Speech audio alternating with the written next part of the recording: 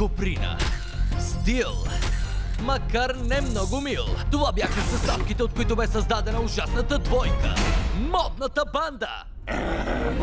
Бянка и Барбара преди бяха едни от най-добре облечените суперзлодеи в Таунсвил. Обсебени в постигането на целите си с всички възможни средства. Наскоро освободени от затвора, те са решени да променят своя живот. И имат нова модна линия за целта. Но дали те наистина са се променили? Разберете това в тази вечерния епизод на Обърнатият резервоар! Модната банда ли? Да са добри? Не го вярвам. Да, ако веднъж си станал злодей, то винаги оставаш злодей. Бръшлянче, но те не са извършвали нищо лошо от излизането си от затвора. Не може и така да пъхаш хората в затвора, защото те не ти допадат. Мога си го в моята брашляно Суперландия. Добре, модна банда. Какво сте ни подготвили днес? Ама толкова се радвам, че питате. Последният моден крясък ще представим с блясък. Представям ви смуджи. Прилича ми на обикновен шал. Да, но дали един шал може да се носи така?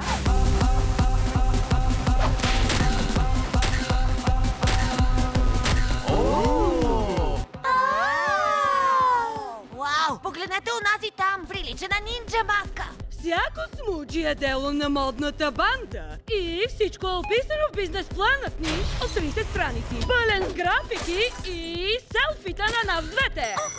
Каква употреба само на диаграмите навен. Да, но какви са очакваните приходи в чисти активи? И за всяко закупено смуджи може да получите и кученце на Кутешкия остров. Кутишкия остров? Те трябва да инвестират! А дали ви казах, че са налични на пазара? И то, дори в момента. Защото ако си нямате смуджи, хората ще ви се подиграват. Бързо, вървайте да си купите. Побързайте! Професоре!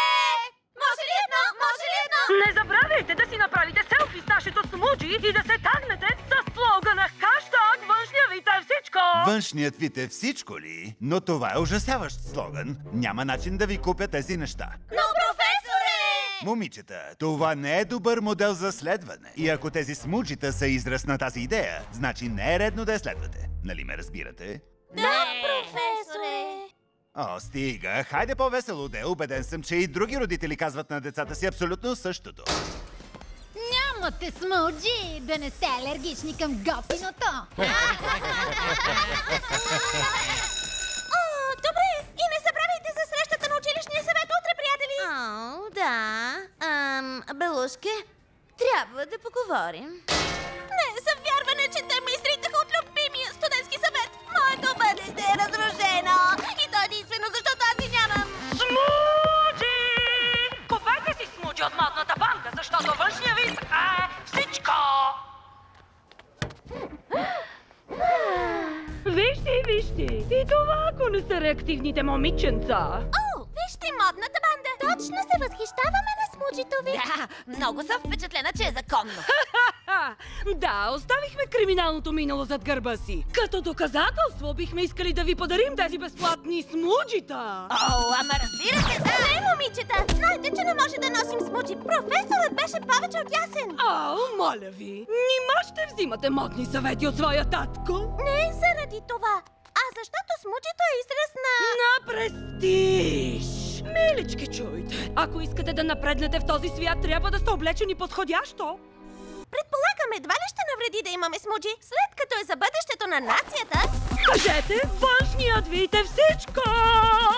Официална страница Модна банда. Всички обичат смуджи. Най-добрият училищен съвет. Всички ни харесаха. Моджо се появи. Ще го победим със страхотния си вид. Имаме смуджи и пием смути. Към вкъщи.